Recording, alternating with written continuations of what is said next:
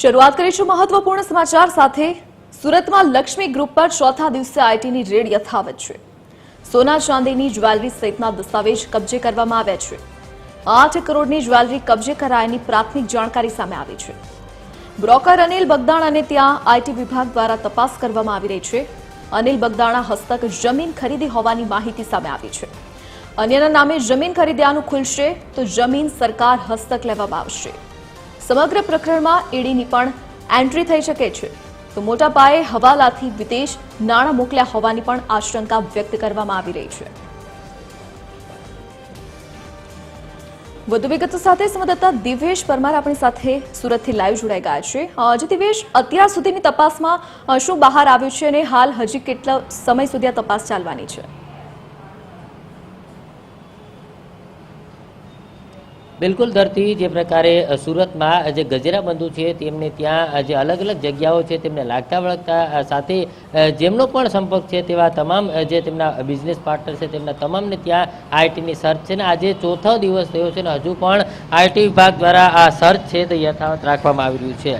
મહત્વનું કહી શકાય કે જે પ્રકારે એક બાદ એક અલગ અલગ પુરાવો જે મળી રહ્યા છે, રોકડ સહિત દસ્તાવેજી વસ્તુઓ જે મળી રહી છે અને તેને જ લઈને હાલ જે પ્રકારે આઈટીની ચોથા દિવસે પણ કામગીરી છે તે યથાવત જોવા મળી રહી છે।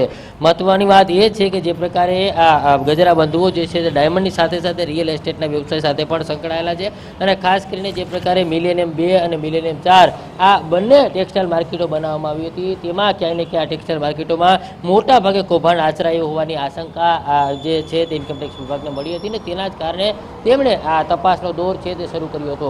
ખાસ કરીને જે પ્રકારે અનિલ બગદાણાની વાત કરીએ તો તે બ્રોકર છે ને અનિલ બગદાણા હસ્તક જે પ્રકારે લક્ષ્મી ડાયમંડના જે બંધુઓ છે, ગજેરા બંધુઓ ચોની ગજેરા અને વસંત ગજેરા તેમના દ્વારા તેમનાથી જમીન પણ લેવામાં આવી હતી અને તેમના દ્વારા જ જે પ્રકારે જમીન અપાવ્યા બાદ ક્યાંય ને ક્યાંય તેમાં કરોડોનો ખેલ થયો હોવાની પણ બાતમી મળી હતી ને તેના જ આધારે જે પ્રકારે ચેકમાં ખૂબ જ ઓછી રકમ આપવામાં આવતી હતી ને ત્યારબાદ રોકડ વ્યવહાર કરતા હતા ને જેમાં સમગ્ર મામલે કહી શકાય કે મેહુલ ચોકસીના નાણાં પણ આ તમામ જે બિઝનેસમાં વાપરવામાં આવ્યા હોવાની પણ પ્રાથમિક માહિતી મળી રહી છે અને મેહુલ ચોકસીના કારણે જ જે પ્રકારે તમામ રૂપિયા જે છે તે હવાલા મારફતે હોંગકોંગ મોકલાયા હતા અને ત્યાંથી મની લોન્ડરિંગ કરી અને ત્યાંથી આ રૂપિયા પરત લાવવામાં આવ્યા હતા। એટલે આખે મામલે હવે ઈડીની પણ એન્ટ્રી થઈ શકે છે।